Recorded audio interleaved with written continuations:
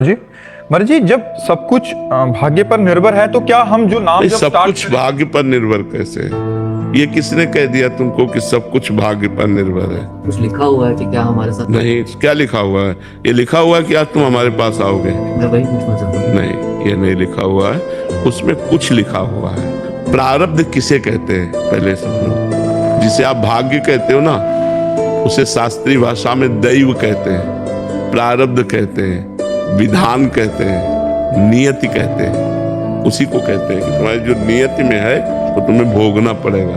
तो नियति, दैव, भाग्य, इन सबको प्रारब्ध कहते हैं। प्रारब्ध दो कर्मों से बनता है, शुभ और अशुभ।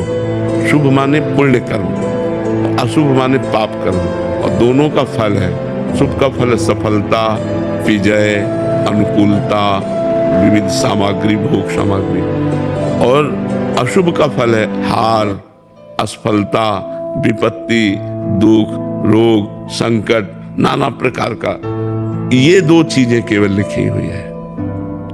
अब आप आज नया कर्म दान कर रहे हो, पुण्य कर रहे हो, तीर्थयाटन कर रहे हो, भजन, ये आपके ऊपर है। इसे क्रियमाण कहते हैं, उसे प्रारब्ध कहते हैं जो लिखा है, और जो आप करोगे ये नया कर्म क्रियमाण है।